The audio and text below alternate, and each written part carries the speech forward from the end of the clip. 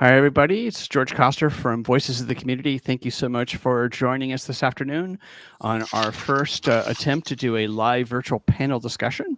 And we hope that this works as we continue to go forward into the month of September through December. We're going to do these as monthly conversations with some of our favorite nonprofits that we've spoken to over this last 15 months. So our panel discussion today is we have 5 nonprofits from our series on COVID-19's impact on our nonprofits, and we wanted to invite them back to the show to update us on what they're all doing to respond to the new Delta variant outbreak and how they're dealing with the reopening of it and the service and mission to their clients. So I'm going to start off by introducing Amy Proser from Word for Word. And you can find out more about Word for Word in our episode 8. There's an entire background half-hour show with the founders of Word for Word. So Amy, why don't you introduce yourself to the audience? Great. Thanks, George. My name is Amy Prosser, and I'm with Word for Word Performing Arts Company. I run Word for Word's educational program, which is called Youth Arts, and we help Bay Area students develop literacy skills by helping them transform poetry and fiction into live performances using the Word for Word style of theater. And we work with students in Oakland, San Francisco, Marin, and we work with the Federated Indians of Great and Rancheria up in Sonoma County. Thanks. Thank you. And our next guest is Megan Freeback. And Megan is a longtime friend of the show. She goes back to when she was the executive director of Project Homeless Connect. And we've done several series on Project Homeless Connect, which you can find on our site. And she started Simply the Basics. And so for more information about Simply the Basics background, go to episode 16. So Megan, tell the audience a little bit more about Simply the Basics. Thanks, George. So Simply the Basics has a mission to improve the health and wellness of the community, allowing people to focus on greater goals. We really believe a lot in Maslow's hierarchy of needs, that if you can't meet your most basic human needs, you really can't focus on other goals in your life, like employment, mental health, or something as important as your relationships. So we really come in at the bottom of that pyramid to help meet those basics. We are the first nationally reaching hygiene bank, operating a lot like a food bank, but focused on hygiene care, basic needs, anything that can really improve physical health and wellness, reduce infections, reduce the spread of a virus, and just feel like the best versions of ourselves. So we distribute hygiene to the low-income community, to schools where children don't have access, families who most recently lost their employment, as well as people experiencing homelessness. We do this directly, as well as with partnerships of over 190 service providers throughout the country. So pretty prolific. I'm really excited to be here to chat about that again. Sounds like it's expanded since our last conversation. It's great. So our next guest is Arisa Schwartz. She's a board member from the Children's Book Project, and my wife is a reading specialist. And that's how I got turned on to the Children's Book Project and their amazing work of giving away, what was it, over 3 million books now, Arisa, since the last we talked? Almost, yeah. So my name is Arisa, President and CEO of the Children's Book Project, with my left hand as a volunteer, and with my right hand in real life, I'm an attorney and knowledge management consultant. The Children's Book Project is a 29-year-old nonprofit that gives books to children and families that need books to keep. The books are always for free. And it's to promote equity in literacy and learning and life. And we have a number of programs that do that. We have a book bank where organizations serving under-resourced folks come to us and select the perfect books for their constituency. And they're always for free and to keep. And we have a Read Aloud program where organizations serving young parents with 0 to 5-year-olds come, and we discuss best practices because of studies that show the benefit of reading aloud to children is extremely important to success in life. And we we have a special income stream to buy books that are perfect for parents, whether they have good literacy or not, to quote unquote read aloud to their children, good picture books, and in multiple languages as well. And we have several other programs that I'll talk about later. But mostly we survive by book donations and financial donations to keep the books that we give away, over 150,000 a year, all for free, to keep the lights on. And we have a whole show on Children's Book Project that you can also listen to in episode 6 with another board member, Maureen, and your executive director, who's gone on to start her own school. And our next guest is Chris Kepler from Lava May X. And Lava May is another old-time friend of the show that goes back when Denise first started it. I think our first interview was back in 2015, 2016. So Chris, tell us about Lava May X. Yes. Hi, my name is Chris Kepler. I'm the CEO of Lava May X. And Lava May X is a nonprofit that teaches and trains people to bring mobile showers and other essential care services to the unhoused in their communities. And so our new impact goal is to create a network of providers that launch and sustain programs modeled after ours to serve 100,000 people by 2024 throughout the world. And we still offer direct service for our mobile showers and our pop-up care villages, which brings critical service providers to the streets to serve alongside us, as well as our hand washing stations. And so, one of the things that's most important to us outside of consulting and the direct service is to teach and train people how to deliver those services with what we call radical hospitality, which is really bringing an extraordinary level of care to the guests that we serve and restoring their dignity, increasing their sense of optimism, ensuring them of their self-worth, and really unlocking the opportunities that come with being clean. Thanks for having me. Thank you, Chris. And turning to our other guest, Adriana Marcial, which she's the executive director of the San Francisco Girls Chorus, which is another wonderful longtime nonprofit here in San Francisco. And you can find out more in episode 30 about all of the amazing programs they transitioned to online. But Adriana, tell us more. Hi, thank you so much for having me. Yes, I'm Adriana Marcial. I'm the interim executive director at the San Francisco Girls Chorus. We have been in San Francisco for over 40 years now, and we focus on choral education for girls and young women ages 4 to 18. It is an after-school program that you go through the full levels from prep chorus through level 4, and then there's the opportunity to work with our premier ensemble, which is really amazing. They perform in normal times all over the Bay Area, the region. They tour.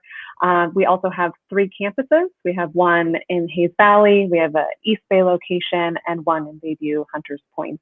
All of that is how we operate during non-COVID, and it's been an interesting journey to figure out how to deliver choral music during this COVID time.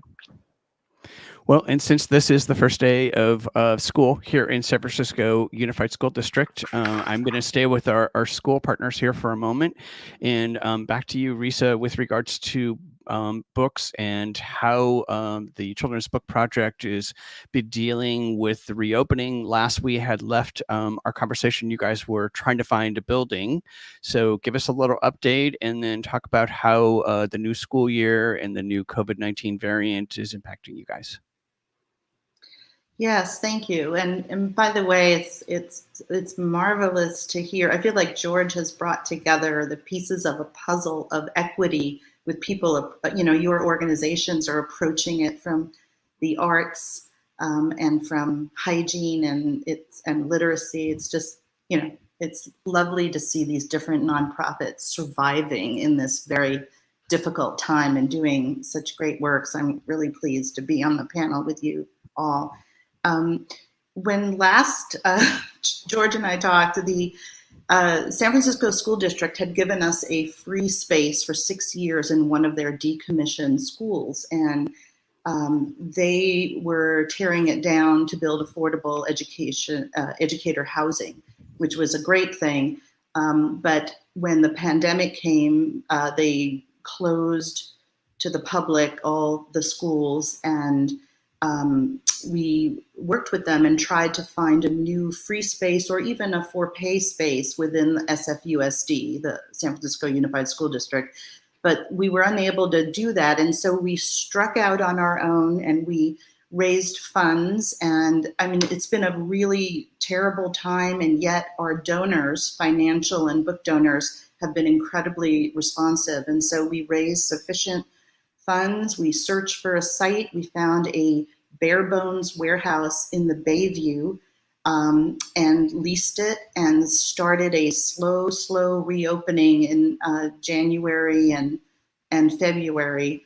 However, during the pandemic, when the decommissioned school that we were still in was closed, on September 17th, we basically pivoted on a dime and went from hundreds of clients coming to us, spending an hour selecting books for their children and families, to us, two part-time staff people selecting all the books for the organizations we serve and then delivering them. And so in the pandemic, we managed to still deliver 80,000 free books. We partnered with SFUSD, and those children who needed food, who usually got food from the schools during the day, but the schools were closed and they had no Wi-Fi and they had no books to get, we got books into the school packets, our free books delivered to the children. So we worked really hard to still get books out to children and families who desperately needed it and couldn't do a Zoom or a virtual meeting like we can because of no Wi-Fi or lack of a quiet space in a home, or as some of the panelists know, lack of a home. We still got books out. Now, I invite all of you to come to the new site. We are slowly reopening in a COVID-safe way with limited numbers of people allowed in to select books, and we're thrilled.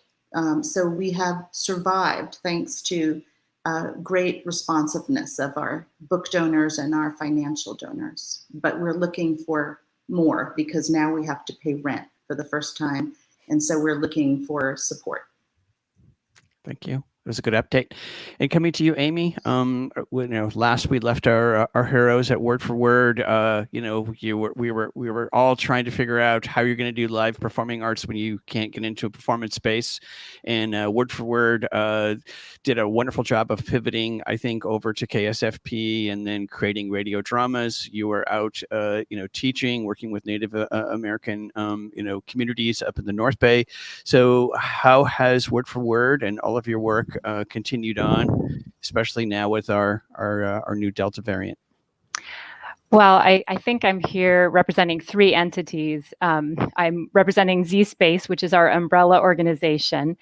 And ZSpace is hoping for a fall opening, a reopening, but we are very carefully watching the news about Delta.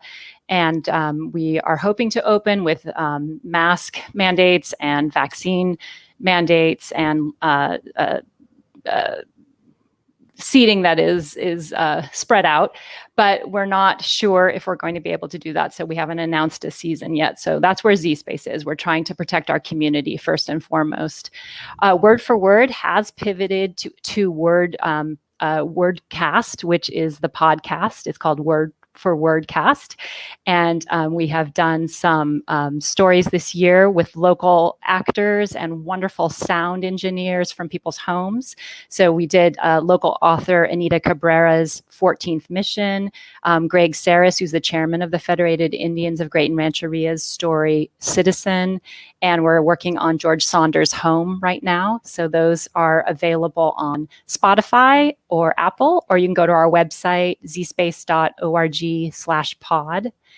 And that's been great. We've been able to keep employing local artists, actors, technicians. And then we also were able to do a virtual tour of Retablos by Octavio Solis, which was a production we did in 2020. We had local artist Cindy Santamaria create this incredible animated version of 3 of the stories. And then the actors who performed it on stage voiced it as a voiceover. And then we took that to middle and high schools all over the Bay Area, and the artists led workshops on writing and acting and drawing in response to the students seeing those 3 videos. So that was really lovely. And then Youth Arts, the program that I lead, we have been running our residencies on Zoom. So we've been in Oakland, San Francisco, and Marin schools. And then we ran our annual summer arts camp for the Federated Indians of Great and Rancheria this summer. So that's been really, really successful. It was a huge scaling operation to change from in-person to Zoom, but we did it. And I'll talk later about some of the lessons we learned, which have been really beautiful and touching. Thanks. Thank you. And Adriana, so here we are coming back into school, and I know you've also not only been trying to get back into your building there on Fell Street, but you also have a satellite operation out in the Bayview with the Bayview Opera, which has been one of our guests also on the show in the past. So how are things going these days? Things are going. Let's see, when we went into shelter in place back in March 2020, we also did the very fast pivot to completely virtual. So as George mentioned, we have the 3 campuses. We have, over 100 kids coming through our Canbar campus every day. And to completely have that taken down and stopped was quite jarring, but our artistic staff was incredible, and they moved everything to online, which I know sounds kind of crazy. What does choral music look like when you're on Zoom? And it's different. You don't have the unison aspects that you have with choral music in person, but there are many other things that can still be engaging and learning opportunities for kids. So all of our programming, every single rehearsal was conducted online for the last year. And about halfway through the year, we actually started partnering with Jack Tripp Virtual Studios, which is a great technology that came out of Stanford. And that is something that is able to provide that unison singing or that unison sound over Zoom. And so we started using that with our premier ensemble, our touring ensemble, our oldest group. And that was completely game changing, because it meant after months and months and months of students being isolated, of being alone, that they could actually have this experience of being together online. And it was just one step closer to being in person again. And I think there were some tears shed during that time when that first rehearsal happened. And so now we're able to offer that to 2 of our other ensembles. And that's something that we're going to incorporate into our teaching in the fall. And then over the summer, we had our very first in-person engagement. Throughout this time, and I'm sure everybody on this panel has been doing this, reading through the guidelines in great detail as they change every 2 weeks or every day, it feels like, and you make a plan and then it changes, and you make a new plan and it changes. And so one of the things that came up for us is that we knew we wanted to provide an in-person experience this summer. And we wanted to do that for our younger kids. And as soon as it was safe to do that in-person singing, we created a camp that actually went 3 weeks long, every other day in person and every other day virtual. And that seems to be the model that we're going to use going forward, where we're part online, part in person. And the reason for that is to mitigate COVID exposure, but also so that if something like Delta becomes more prevalent or things change for the worse, we can shift very easily back to virtual, and everybody, the students and the faculty, are used to that platform, and we keep practicing it. So as we go into the fall, that's our current plan, is we will have all of our rehearsals conducted half online and half in person, and hopefully as we progress through the year, it will be more and more in person, but if not, we're prepared to go virtual as well. And so far, the kids are I think, excited for anything that they can get, and particularly excited for in person.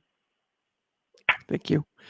And Megan, turning to you, that was great, a great update. And are you, just a quick question, are you back in your building? So in person means back into the San Francisco Girls Chorus building?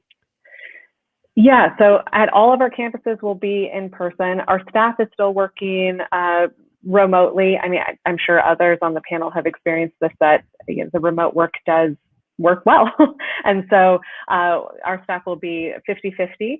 And then we also, on several floors of our building that we own, we lease it out for office space to other nonprofits, and they've all returned. Also in this sort of remote capacity, but it is, we do try to focus our rentals on performance groups. And so it's nice to actually have some of that returning to the building, and it feels more activated again. And so we're enjoying that while we can.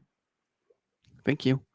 Megan, turning to you, Simply the Basics, you had created it while you were at Project Homeless Connect, and then incubated it out, and you were really working on the whole hygiene bank when we spoke last year, especially with thousands of unhoused community members, and your whole vision of providing hygiene to people. So can you give us a little update? Yeah, absolutely. And Simply the Basics actually goes back even further from when I was working at San Francisco Suicide Prevention. It really emerged because, we're a crisis center. And so we're taking, hundreds of calls a day from people at some of the worst times of their life. And a real strategy with crisis intervention and suicide prevention is, have you taken a walk today? Have you taken a shower today? Have you eaten a meal? Let's think about those basics. And majority of our callers were unlimited income, and financials were a big part of their concern. So it was really hard for me to not have that tool to offer them. So that's where we really started forming this concept of, let's make sure people can access those basics and have that meal. And how can we expect someone to get out of a crisis if they can't even wash their feet and feel clean? So that's where that came about. But we're really excited. We operate a lot like a food bank. We call ourselves a hygiene bank, but we distribute through nonprofit partners, through direct families who receive from us, and then public markets where we go to different sites. We've gone to the pop-up village that Chris has mentioned at Lava May. We're going to the women's building next week on Wednesday for people to come and just get really anything they need.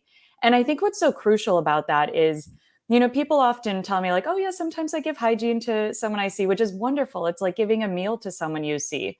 But one meal doesn't solve, food insecurity. It also doesn't solve nutrition issues.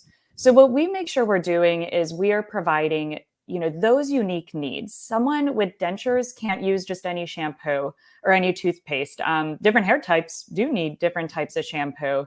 So we bring all those types, and we make sure that people have choice. That's a really big value of ours, that you can choose what you need, that it actually improves your health. We're not just assuming it does, but it's what you need for yourself. And all of these lessons learned over the last 6 years, we want others to learn from. We've seen 98% of our recipients reported last year an improvement in their physical health. And that's huge because we have thousands of recipients. So we have developed, like you mentioned, a hygiene bank association.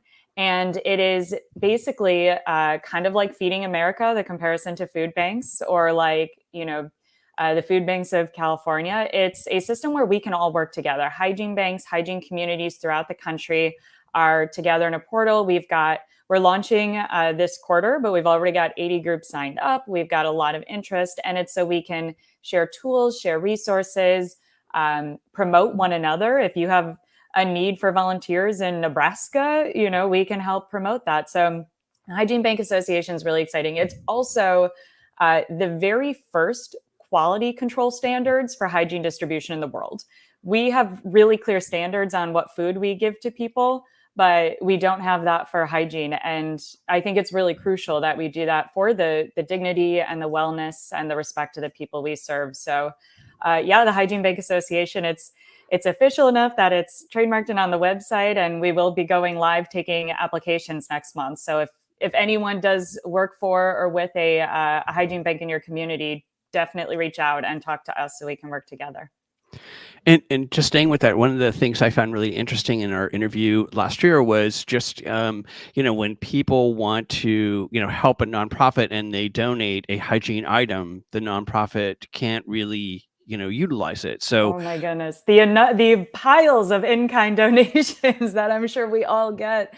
Yes, you can't throw it away. It's, you gave a tax deduction for it. You have to actually redonate it legally, and that takes time. And so one of our big goals is saving our nonprofit partners time. You can redonate to us and we'll find new homes for it. We'll pick up what you don't need. We've had shelters that are youth shelters for families. We've had shelters that are men's only shelters that call and say, we just got 10,000 tampons and we certainly can't go through 10,000 tampons. And so we try to solve that problem of the waste that comes with improper in-kind donations. And we try to educate the community too. Sometimes it's not always a gift to a nonprofit to give them a bag of your used stuff. Sometimes the greater gift is asking them, what do you really need right now? And maybe sorting on their behalf. So we try to do a lot of that community education, that donor education, because I'm sure I speak for all these nonprofits. Once someone shows up at your door, you just kind of have to say, thank you so much. And then you have a bit of a chore. So, asking in advance really helps. Or just reaching out to us and we'll do it for you. I was just going to say, so you've got the whole bank now, which I thought was a wonderful idea of a giant receptacle, if you will, of a marketplace. Absolutely. So Chris, turning to you, last we spoke with you and Janice, you were, and for folks who go to our site and look at the interview, you'll also see one of the videos of Chris with, at that time, you were actually doing fresh water because, this was the beginning, this was like May, June time period of 2020, and fresh water and people being able to clean their hands, etc. So you had started a whole campaign to try to raise awareness and funds around water, and then you were starting to scale the X portion, if you will, of Lava May X. So tell us where you guys are today. Yeah. So, I'll just go back to last March during COVID. We had to suspend our direct service work, so our mobile showers and our pop-up care villages. And so one of the things that was really, really important to us at that time, especially for direct service, is to continue to innovate on ways that we could still serve the unhoused community, but not traditionally given our current programs, since we had to really go back and revise protocols and obtain the appropriate PPE gear. So, one of the things that we did is, and to Megan's point, hygiene and hygiene kits, it's so incredibly important for people to receive that. And we looked in our warehouse and saw that we had a bunch of hygiene kit items. And so we assembled those together and actually went to the encampments and delivered them to people on the streets, to our guests who we missed incredibly. And it was so important for us to say, we didn't forget you, we're here for you. And what we found, to your point, George, is that one of the most important things at that time, especially, was access to drinking water. So in relation to the kits, we found that they needed water, we brought clothes, and we also partnered really, really closely with the UCSF street nursing team, who would administer medical care and wound care while we were out in the encampments in San Francisco and in Oakland. So last year we delivered about 8,500 kits. And, I would say the biggest thing for the guests at that time was feeling very isolated. The libraries closed, McDonald's, Starbucks. So access to things that we have always taken for granted, right? But even for things that are really critical support infrastructure pieces for them were just gone. So, really easing their sense of isolation and being there for them and educating them on what services and resources were there for them in their community that was still open. At that time also, while we had suspended our direct service programs, to your point, we saw that there was no access to hand washing stations. And when we did some research, we found that, to rent a hand washing station was about like $3,000 a month. So we went back and actually the team created a do-it-yourself hand washing station that you can assemble and deploy. And we had, at that time, and we still have about 15 deployed in our communities, but we also created a toolkit for other communities to create and deploy in their own communities themselves. And I think probably one of the most interesting stories there is that Red Feather Development Group, which serves the Hopi and Navajo nations, took the toolkit and actually created over 700 hand washing stations to deploy on reservations for families without running water. So, a lot of times in a crisis, things can feel a little bit, like, what do we do? But it really is a time to innovate and, figure out new ways of service while you're figuring out what your current program should look like given the CDC guidelines. And so I would say where we're at today is, as I mentioned, our main goal is to teach and train other providers to bring our programs modeled after hours to their communities. And since the beginning of last year, we have about 22 service providers that have launched, serving just over 14,000 people, more than 30,000 showers. So we're really focused on creating community, and we launched a Lava May X Connect platform where people can come from all over the world, sign up, get training online, and really obtain resources, but really work with each other and innovate alongside one another and make connections hyperlocally. And Chris, staying with you, and this is going to be a question for everybody on the panel, is what do you feel has been the biggest impact of Lava May's work? Obviously you've been at it here in San Francisco for years, but within this last, 18 months now, what do you feel has been the biggest impact? I know that's a hard question because you guys do a lot. Yeah, I would say direct service wise, for us, the biggest impact has just been going out to the streets and staying really consistent and really reassuring people that it's going to be okay, and to connect them and connect them with resources, educate them, but then just give them a smile and say, there's a friendly face here, we're here for you. So I think staying consistent and staying engaged has been really important. In some ways, I really feel like with the COVID crisis, there was always a lack of hygiene for the unhoused, from the beginning. But in some ways, a silver lining has been that people now realize how important hygiene is, especially in relation to this pandemic. And we're seeing even more service providers that are stepping up and saying, I really want to deliver this in my community. How do I do that? So it's brought almost like this next level of awareness for how important hygiene and sanitation is to everyone, let alone those that are unhoused and don't have access. Thank you. And turning to you, Risa, what do you feel has been the biggest impact that Children's Book Project is had on our families and community this last 18 months?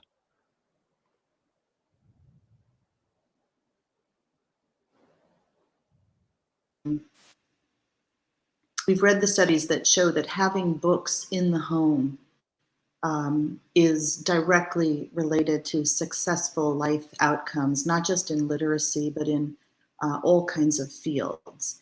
And so from a high level, our big success is that we have continued getting books out to children and families who desperately need it. But I'll tell you a very short story.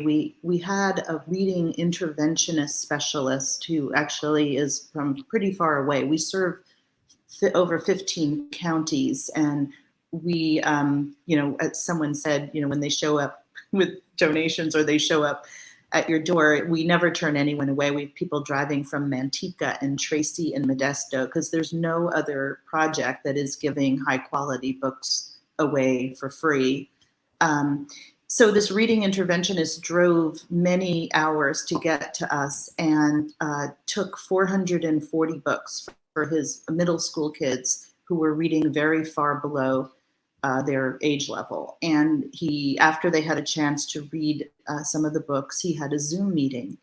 And he told us, and this goes to Adriana's point of weeping when you had the first, rehearsal where you could have harmonies, together. He told us he's never seen a Zoom meeting like this. The children could not stop talking about the books they were reading, and they were starting to trade them and say, I'll trade you this book because you really should read this. And he'd never seen anything like it. He just sat back. And he told us also that some of these children had lost a mother or a father to COVID-19. And he said one girl during the Zoom meeting said to him, having these books, she had lost her mother, having these books let her go into another world for a moment. And so at a high level, we know we're doing some good in the world to promote literacy and successful outcomes. And on a very personal level, you know, our big successes, these are children who may never have had books in their own home to own and keep.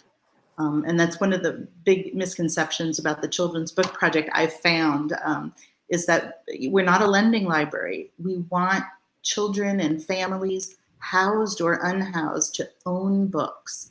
And so that, I think, is our biggest success, is that we continued getting it out there during the pandemic.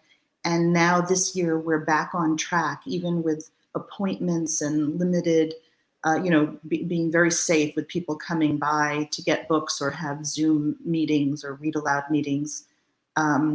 We're now on track to exceed the number of books we have ever given away in our 29 years. So that's where we are. That's great. Yay. And Amy, what do you feel has been the biggest impact of the youth program? I think the biggest impact has been making a safe, fun, loving, warm space where we directly talk about racial and class injustice and the wildfires and COVID. You know, children have been so stressed, so depressed, so isolated. And I think we have been enormously successful as a team of educators in liking each other and liking the children and helping the children like each other and support each other and have fun and discover art. And I'll say that in our evaluations for our summer camp this summer, over and over again, the students say, my favorite part was the breaks, because during breaks, our teaching artists would ask the students to show their pets or their baby brother or sister or their succulent garden or their fairy garden or the art projects they were working on. And there was all this sharing and laughing and joking. And it was all the community building that I feel so proud of this year. Thank you.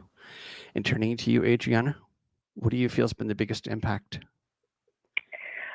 Just the opportunity to be creative. You know, there's so much about COVID that put a stop to things, that shut things down, that isolated people, and kids to not have that opportunity to interact. It's scary, and as Amy was saying, it brings up all kinds of things. And even if our choral teaching and our what we were doing was different than what it is in normal times, it was still an opportunity to be creative and to have an outlet to feel and to express. And I think that is so vital and so important. And it also really became about persevering and showing and sharing that no matter what the circumstances are, there's a way to move forward, and there's a way to connect and to make something out of the circumstances that we're in. And I think that that's just going to continue, because I think that the COVID obviously is not over, and we have a long way to go, and the circumstances do keep changing. So it's just going to be this continuous learning about how to work together, about how to continue to be creative despite what's thrown at us. So, you know, there's just been so many times where I pop into a rehearsal or I hear about something that happened that just makes me feel like, yes, they're creating these beautiful things, and that helps me to keep going too. Thank you. Good image. And Megan, turning to you, what do you feel has been the biggest impact of Simply the Basics over this last 18 months? Yeah. You know, I have been saying for 6 years, hygiene health is public health, and people have not really believed me. It's been our tagline, and I still find I have to convince people of that. I didn't have to convince anyone this year. You know, they really understand that if one of your neighbors is sick, the whole community is at risk. And Simply the Basics was responding, you know, well before COVID, there was a Hep A outbreak, and we responded to that in the community. And so, you know, the spread of virus with the need for sanitizing and masks and washing your hands, and just information and tools we've been doing for quite a while. So I think that what our impact is just really leaning into that robust distribution system we already had. We had the relationship with service providers. We had the system for distributing supplies, picking up supplies, communicating with one another. We've done disaster relief efforts for years. We've done them with fires to hurricanes, earthquakes. So we've already been using these tools, and now was our time to really put them all into action together. So dozens of our nonprofit partners shared that if it were not for our COVID-19 response, they would have needed to close their doors for the lack of proper supplies and information and tools. This includes not only shelters and drop-in centers, but even a low-income family daycare that we work with. They don't get public funding, and they serve the low-income community, they serve low-income families. And they shared they would have had to close down, and those parents wouldn't have been able to keep working because their kids couldn't have gone to the daycare then. So, our greatest impact really was in just using the knowledge and the tools and the system we already had in place to the best of our ability to reduce the spread of COVID-19, to get information out there, and to really achieve our goal of saving our nonprofits so that they could focus on their missions, keep doing their work. Because that's what really became life-saving is that public health effort we all came together on. And Megan, staying with you, would you please share with the audience one of your favorite stories? Yeah, absolutely. This one predates COVID a little bit, but he actually, he came back recently. So we have great virtual volunteer opportunities. We've had, we recently had a corporate group where there were over 80 people volunteering in different cities, all working for Google. And so we've got a really great system for virtual volunteerism. But we had a corporate group recently, and a gentleman, he came up that, I guess it wasn't too recent because it was in person still, but he came up and he kind of said to me, he's like, "Do you want to see me smile?" And I thought that's a little strange, but sure, man, I love to see smiles. Let's see your smile. And he just gave like the biggest grin, and he chomped his teeth down a few times. And I only found out later that he was employed with this company that was volunteering, but he used to be a client of ours. He used to be a recipient of ours, and he has dentures. And he never felt comfortable going to interviews looking for work because he didn't quite have dentures yet. He couldn't work them out. And when you have dentures, you need special toothpaste, you need special glue, you need special tins to soak them in with, special stuff to soak them in and keep them clean.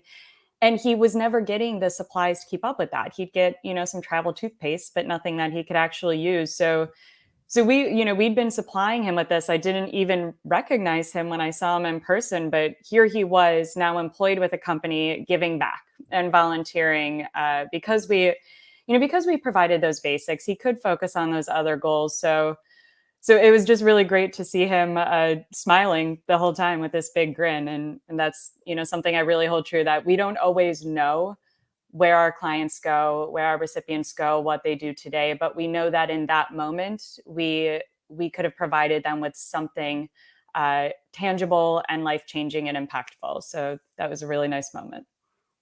Love the stories. Turning to you, Amy, please share with us one of your favorite stories. Well, this is a very silly story, but we have a wonderful teaching artist named Josh Matthews, who's a professional clown, and he taught clowning and juggling this summer. And he taught one class in an entire banana suit. And it was ridiculous and silly. And he taught the whole class as if he were a Professor Banana, and the students loved it. And a few weeks later, we had a Dress as Your Teacher day at camp. And one of the students came, and she had created this entire banana suit out of paper and clothes with her family. And it was just this really sweet moment where I could really see the connection between her and this teacher. And there were just so many moments like that where a certain teacher would hit the right student, not hit, but connect with the right student in the right way with the right art medium, and it was just really precious. So, and we also had students who, I have a dance, I made up a dance, and they would perform a dance for us. Or they, one kid said, I want to sing this Nirvana song. And we went, okay. And he sang this incredible Nirvana song. So just knowing that we had made this safe space for students to just show themselves, dress as a banana, sing Nirvana, do a dance, was just really precious. Love it. I'm gonna imagine that banana dancing. So, Chris, favorite story for us? Oh, am I muted? Oh, no, I'm not. So we had to suspend our pop-up care villages last year just because we couldn't have like hundreds of people in one setting. And we relaunched them in January of this year. And we've done quite a few in Oakland. And there's a particular park in East Oakland that we have hosted 2 pop-up care villages. And we've probably seen the most families that we've seen, ever. And, we work really hard to provide the kids coloring books and bubbles. And there was one family that came through with about 4 or 5 kids. And for me, just to see the look on their face when they got the coloring books and started coloring, and they were just so incredibly excited. And one of the children sat down to get a haircut and said, a lot of times I don't even, we don't even have money for clean water or food. And just to sit here and have this haircut makes me feel really, really good. And so for me, I love the work that we do, but it all goes back to the guests and just feeling that sense of community, and especially for the children, to make them feel special.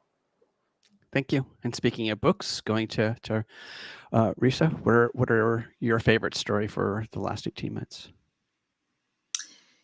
We, when we get donations of books, we buy some books. We have wonderful publishers who donate books to us, like Starbright, and our local Chronicle Books gives us a steep discount. But ordinary people donate books to us, and companies have drives. In fact, Amy's organization has had book drives for the Children's Book Project. And we have very limited staff, and in pre-pandemic, we had a lot of volunteers, about 100 hours a month minimum of volunteers. And it's reduced now for safety, but the volunteers started to come back in February. And every book that comes in, of the 160,000 or so books that are donated to us, every book is touched, it's counted, and it's sorted. Our book bank has 80 categories, from different age groups to the all-important category of dinosaurs, which I believe I created, and some other categories. And so everything is sorted into these categories. And the staff, whoever has done the sorting, and the volunteers, they have a really in-depth knowledge of all the books, whether it's in the stock area or the save for a special occasion back closet, or out where the public could select it. And a teacher came in, and our staff helps people. A lot of the volunteers are retired teachers. They're very knowledgeable about reading levels. And the teacher said she had a very traumatized student and could not get the student to speak. And this teacher talked for a bit with my staff, and my staff just quietly, Kathleen, the site manager, walked into the back room where we keep special books and handed the teacher a book that had the student's name in the title. And the teacher burst out crying and said, "This is gonna get him to speak for the first time." And my staff joined her in weeping. We specialize in that a little bit, but that's, that's an important story to me, of that, individual touch where you're helping people. And so I just want to make sure I encourage the organizations here to, if you're serving under-resourced people, come to us and we will give you wonderful free books that fit the needs of the age group that you're serving, or the children of the adults that you're serving. please do come to us. Thank you. And Adriana, do you have a favorite story? Of the last 18 months, there's one moment that stands out for me. And, in the performing arts, what we do is about being together and performing with an audience and clapping and the whole thing. And that has been taken away in the last 18 months. And we've created virtual performances and video performances, and that is all very creative and wonderful, but it does not have that same excitement that in-person live performance has. And so we were fortunate enough to be able to screen one of our video performances at Fort Mason when they had their big drive-in theater right on the bay. And we did that in May, and we did a couple of them so that all of our families could attend. And so it was so fun for the first time in over a year to be standing in the wind and having all these families drive through safely at a distance, wave from their car, pull in, or, if they weren't in a car, there was a safe viewing area, and to watch the students perform. It was pre-recorded, but perform on the big screen, and then have all of the cars honking and shouting with their windows down, and to just have that in-person but distant excitement again was very, very, very nice and fun, and made it feel like, okay, there's a future here where we're all going to be together again. It might not look exactly the same, but we can find a way to make it happen. And staying with you, Adriana, I'm going to turn to our next series of questions, and really just, you've all been at this for, a year and a half. What do you feel are some of the big lessons that you and the San Francisco Girls Course team have learned? And I think also part of that, or what are some of the processes or resources you wish you would have had to be able to address the pandemic? Flexibility, that's ultimately the biggest lesson and also tool here. Again, for what we do, it's about in-person. Singing is considered a high-risk activity. So we are always having to evaluate what we're doing, rethink how we're going to do it going forward.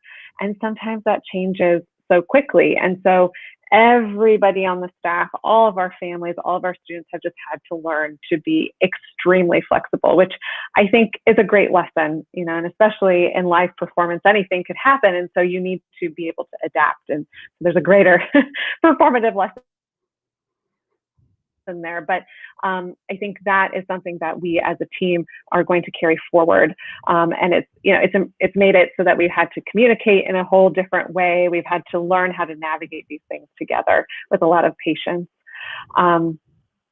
Tools that I wish we had,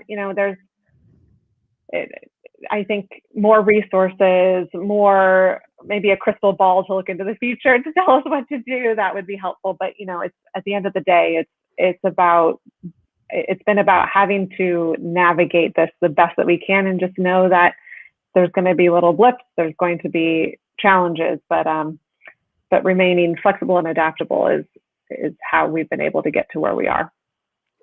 Thank you. And coming to you, Megan, what do you feel has been some of the big lessons that you guys have learned over this last year and a half? Yeah, so many personal lessons, certainly. But I think that we all are really aware of how any person's circumstances can change in a moment. We're also, I really think it showed us how much one decision and one element can impact another. When the libraries closed down, people didn't have access to the internet and bathrooms. And when people didn't have access to the internet, they couldn't connect to their case managers and their social workers and service providers. And when they couldn't connect to service providers, they didn't know what other services were open, and on it went, making things really, really challenging. But I think that what I saw very positively was that this pandemic required an emergency response. Everyone in the community had to participate, whether or not it was just wearing your mask, staying home, getting vaccinated, or completely overhauling how we do business or operations, or the government stepping in and saying, we're not going to wait for this paperwork and red lines, and we're just going to go and get people the support they need.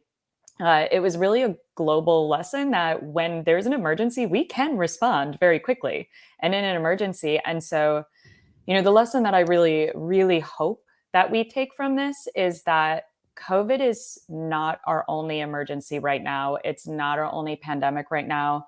And so I hope that we start responding to all of the other systemic issues in our community with the same emergency response, with the same vigor, with the same all-in community effort. Because when we do that, we can really make change. And so I would really like to see us address all of these systemic issues with that same vigor and sense of emergency. And Amy, how about you? What do you feel have been some of the big lessons? Again, you guys have been a live performance, but also you're in person. What are some of the lessons that you've learned? Well, I think educationally, we went from being much more product oriented to being process oriented and relationship oriented. My teaching artists and I became extremely close. The relationships deepened, and we are such a powerful force now. And I feel like we took the pressure off children to perform and put the focus and the emphasis on being loving and kind and creative together. We slowed way down, and it became about relationships instead of product. And what I wish we had had, and it speaks to a larger societal ill, is, we have children who have terrible internet connection and no devices. And that is a shame. Like, they cannot learn if they can't hear us or they can't speak and be understood. So that was such an eye opener for me, the inequities in technology in our society. Thank you. Chris, what do you feel has been some of the big lessons learned for Lava May? Yeah, I mean, I think for us, it's really just being agile and responsive and knowing that, you can have a plan for a program, but that can change pretty quickly. So what are you going to do about it? And how are you going to continue to serve that still fits within your mission? And just putting some thoughts together, but then getting out there and doing it and not spending too much time, being intentional and thoughtful, but also just trying it out and seeing what works. For us, we really focused a lot on collaborating with the team. I mean, everything was a conversation. What should we do? How should we do it? And it was a lot of brainstorming, a lot of work sessions.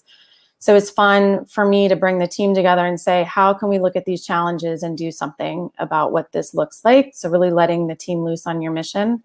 And then really, focusing on your partners and deeper partnerships. Like I said, the UCSF street nursing team was out with us twice a week for months, and just it really deepened that partnership to say, okay, we're all in it together. How are we going to address this as a team?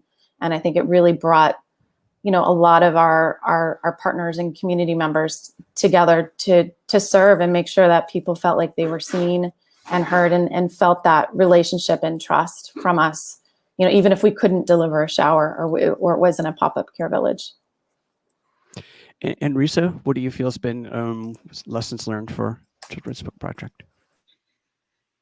Both transparency and a little bit of new technology. So we just went all in on transparency with our supporters and the client organizations we serve.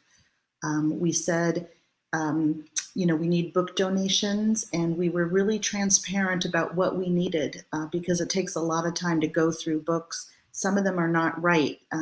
We throw a literacy lifeline, but we don't throw a frayed one. And to Megan's point of people donate things, but they're not quite right, we believe that these kids from disadvantaged communities deserve the best, the finest books, new books, or gently used books that are not torn and not moldy. And so we were transparent with our supporters, and they stepped up and started giving us the kind of books we need. And if you go to childrensbookproject.org, you'll see our wish list on bookshop.org and also our Amazon wish list of the kinds of books we need, particularly in different languages with diverse characters.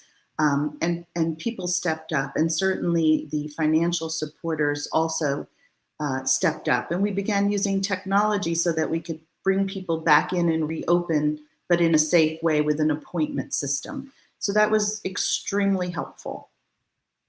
Thank you. And so, staying with you, Risa, question for everybody: how can the audience out there support Children's Book Project? What are you obviously just talked about books, but besides books, what else can they do? Can folks volunteer these days? Can they donate?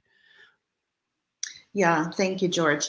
So we, as I said, are paying rent for the first time. So we have to raise in a very different way and in a broader way. So we certainly need financial support.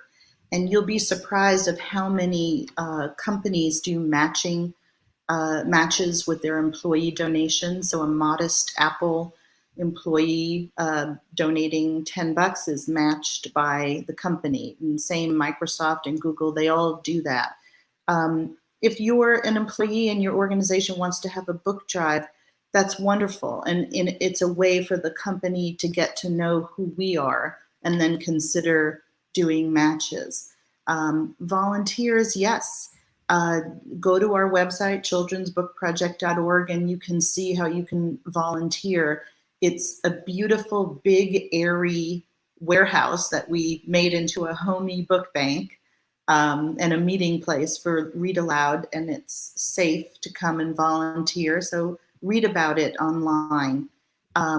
And give us books, or if you're working with publishers, have publishers give us books, and tell the community. We are now in the Bayview at 2166 Paloux, and we are starting to work with organizations we've really wanted to serve in the community we wanted to serve, but we couldn't because we were physically out in the outer sunset. And now we're at the heart. We're working with the Latino Task Force. They've taken over 1,000 free books just this year. So tell your community about us and come and take what we have to offer. We're looking forward to working with a broader community. Thank you. And Amy, how can folks get engaged in helping your work? Well, we have lost funding from California Arts Council because they've had to shift their focus to COVID relief. So our arts programs are really in jeopardy this year. We don't have a lot of supplemental grants coming in. So if you go to zspace.org and donate to youth arts, that helps us return to the schools we have had partnerships with for many, many years. We don't want to disappoint them. So thank you. And Adriana, how can folks support the San Francisco Girls Chorus?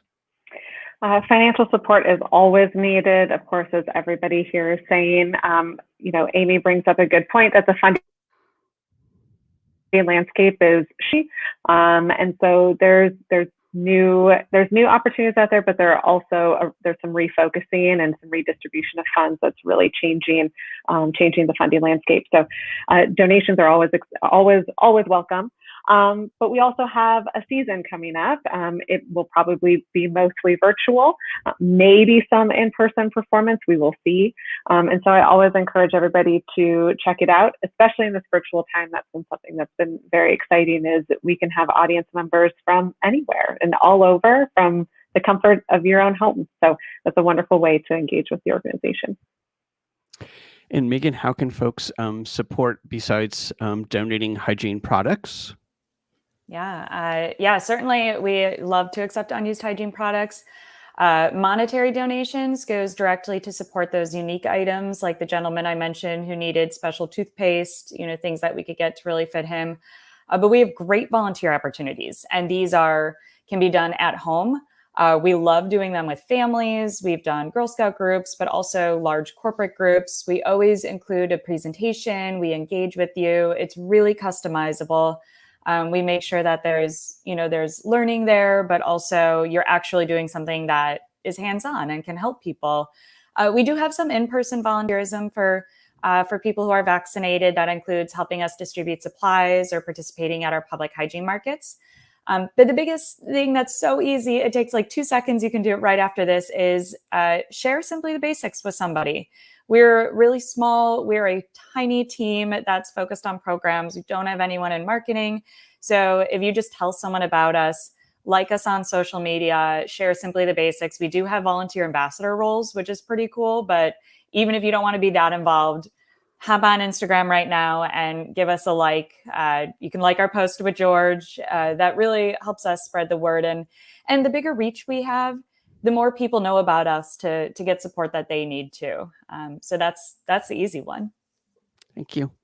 And Chris, how can folks, your Love May is now back in San Francisco, as I recall, right? Providing some public showers. How can folks support Love May's work, both here in San Francisco, but, I know you have projects going in the East Bay and that you're also trying to support your entire X marketplace of learning. Yes. And to your point, we're running shower service in Los Angeles, Oakland, and San Francisco, and we are running pop-up care villages in the Bay Area. So we do have volunteer opportunities. Please sign up to volunteer alongside us. We love serving alongside our volunteers and having you all get to know our guests just like we do. You can also donate monetarily or lead a fundraiser. But I think one of the most important things is when you're walking and you see somebody that's in house, look them in the eye, say hello, acknowledge them, and, just say hi and make them, again, they feel like they're invisible. So I think it's just important that we all see them as a society, as people who don't make this choice, that it's something that happens to them. Thank you. So before we go to our final question, what are some of the great things that you could see coming out of this pandemic? Does anyone on the panel have a question for another panel member? Any of you want to ask each other anything? I'd like to ask Riza, what book changed your life as a young person? What's ironic is that I don't remember the children's books that well because I zipped ahead of my age reading level, and so I remember Black Beauty I love. But I have a copy of Maurice Sendak's Where the Wild Things Are, and I love both the art and the writing, and it's something I've done in my personal life for family members with kids is I've written and done the artwork for children's books that I've never attempted to have published. It was just for a particular child. But it's been fun doing that. I attended a street fair with one of our board members, Cassandra Perkins, who's a healthcare worker. And, so the people we serve are not just teachers and educators, but it's a broad swath of communities. And so I attended this healthcare, and I read this book I had written. I had a copy of it for a friend's child, and I had to read it 5 times because they kept requesting it. So that was a lot of fun. But I do love the children's books with beautiful artwork like Maurice Sendak. Thanks for asking. I have a question for Chris, and that is, so in California recently, there's been a lot of, talk about, how even during the pandemic, we've had to, conserve water because of the drought. And I'm kind of curious as to know, how has that affected Lava May's operations? Because, again, operating showers and operating also just, sinks, build sinks that you were mentioning. That just in general occupies a lot of, water, gallons of it, depending on, how often or how long someone's shower is. So I'm kind of curious to know how that has affected you guys as well.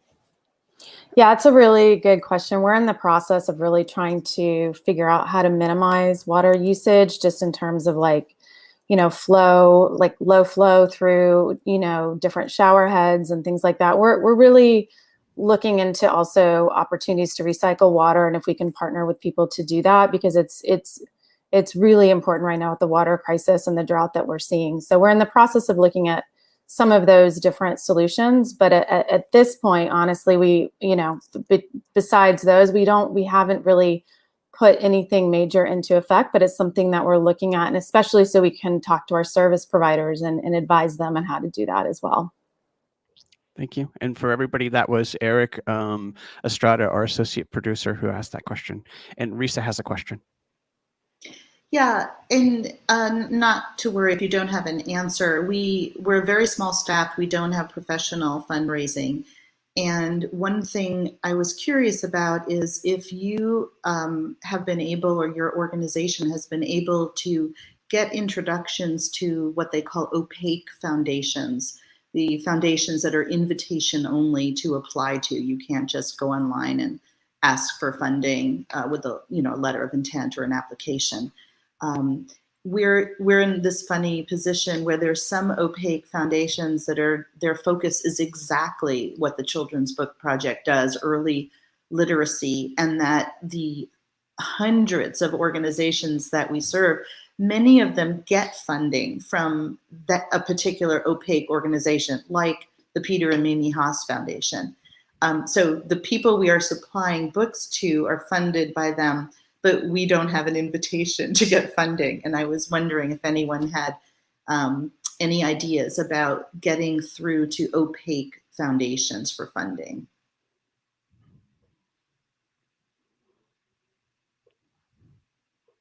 But it may not be your area of specialty, so understood. So Risa, I will. I'll reach out to you separately after our conversation. I've had some experience in working with the foundations that say, please don't bother to send me anything, and had some luck. Had some luck, if you will. It's a hard one, especially. Yeah. And I go back to Adriana's point that, and I think Amy had also mentioned it, that some of the foundations have now focused really on just COVID and not necessarily programming, for example. So does anyone else have from the panel have a question for anyone else? And if not, we can go to our final question. All right. So I'm going to start with you, Adriana. Final question for everyone. What do you think are some of the positive things that could come out of the combination of the COVID-19 pandemic and now the rise of the Delta variant and our pseudo normacy, opening again? Well, positive. I think one of the reasons that I love working with artists is that they are so great at coming up with something amidst very complicated constraints. That's almost like a nice impetus for something wonderful to come out. And COVID has kind of been like that. It's a whole different way of working. It's a different set of parameters. And so one of the things that's been really exciting that our artistic director has done is been able to collaborate with artists from all over the world. And there's a lot of kind of logistical reasons why that's been able to happen. But it has also meant that she's been creative about how music is taught, the way in which it's taught, who it can be for, when it can happen. And so I think some of that may have never actually happened if COVID didn't come on the scene. And I think a lot of it is going to continue. Even if we went back to normal tomorrow, there's some really great ways that art is being made and that art is being shared that will continue. And so I see that as a very positive thing. And Amy, what do you think are some of the positive things that could come out of the crisis? I think the lack of pretense. There's a way, because we're all on Zoom, that we've kind of had to let go of looking a certain way or being a certain way. We have children calling on us and cats meowing and no makeup on. And, I love that. And I think we've also become really honest with each other, and we're asking questions. Like, I'm asking my teaching artist, do you have enough money to pay rent? How are you doing financially? Are you okay? There's a way that I feel like it's taken away this pretense and this sort of lack of honesty, and it's allowed us to get closer and to be really human with each other. And I'm going to hold on to that tight. Thank you. Chris, what do you feel are some of the good things that could come out of this? I definitely agree with what Amy said too. I mean, I think even, looking at the team, right, and how the team works together, when you now, our personal and professional lives are more intertwined, but it does bring a lot more understanding and empathy, I think, overall to the situation. I think, we've seen just with our service providers and who we're consulting, there's much more of a sense of how are we figuring this out together, because times are changing so much and everybody's learning from each other. So I think it's really opened, people's minds to say, I have a question. Have you solved for this? Let's figure this out. And so I see, the community really coming together and helping each other to innovate and to connect, and even more so making those relationships and how to serve together. Thank you. And Risa, what do you feel are some of the good things that could, have come out of the pandemic? A wonderful thing has been us getting to know, and our community getting to know us, and us getting to know the community, particularly with the move to the Bayview. Organizations are discovering us, and they're discovering both how welcoming we are. We're discovering that we're trying to give their children and families, the finest, best books possible. And we're starting to work with these community organizations more, because we sometimes get books that are not up to our level. And yet we are allergic to recycling books. It seems like a sin to me. And so we have there's a nascent program called Second Reading. And there's community organizations we work with that say, it would be great if we had a little book house, and we're calling it a For Keeps book house, in a certain spot. And we will supply those book houses, and we're working with a school woodworking shop to design and build them. And we'll supply them with free books that are slightly less perfect than the ones that we try to give out in the book bank. And that's really integrated us into the community, working together.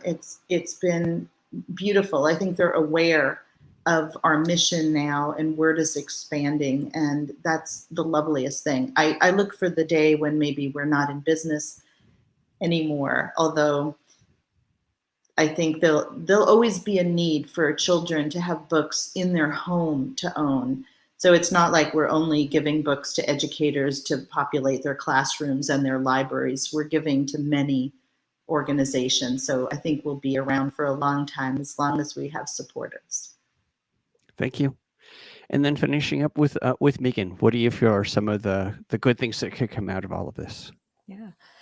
I have seen a really new sense of empathy in the community. And I think it comes from a lot of things. But one thing that I found is we all saw how powerful loneliness is when you have to stay home, when you don't have human contact, how detrimental that is for our health and our well-being. And so, I met a gentleman once. I told him my name. I asked him his name, and he was so emotional at that because no one had said his name to him in weeks. And so I think we have an empathy for people who are sitting alone, who are feeling isolated. And I hope that continues, that empathy, that caring for our neighbors. I've also loved to see that we tested new things. We have believed the royal we, many of us have believed in housing first for a long time. We gave people hotel rooms. They improved, their health improved, their well-being improved. So I hope that continues. I hope we learn from that lesson that when you give someone those basics like housing and stability, they can improve, they can achieve other goals. And then, that really just what I kind of said earlier, finally, our tagline is really understood. Hygiene, health is public health. And just like the pandemic has been a global effort, we need to respond to so many other issues like homelessness, like income inequality, like systemic racism, like all these issues that these great organizations are solving, access to arts, equitable access to arts and education and reading. We also should respond to that as a global community effort. So I just really hope that we take all those lessons learned and continue it with all of these missions and programs. Thank you. And so that's the conclusion of our live virtual panel discussion. For everybody, thank you so much, Adriana, Amy, Risa, Chris, and Megan for participating in our piloted show here, if you will. And this show that we're recording today will actually be broadcast on August 26th from 8 a.m. to 9. It's like time travel. It's Groundhog Day every day. So 8 a.m. to 9 a.m. on 102.5 FM, that's KSFP. And the show will be broadcast there, and the podcast will be published that day as well. And want to thank all of our guests. We'll make sure that everyone out there that's listening, you'll get it in our newsletter, but we'll have all of the social media and the website so that you can follow these wonderful organizations, donate, get volunteer time in there, and help provide a hand up to our fellow community members. So thank you all for participating today. I really appreciate it. And thank you, Eric, for being the producer in the background.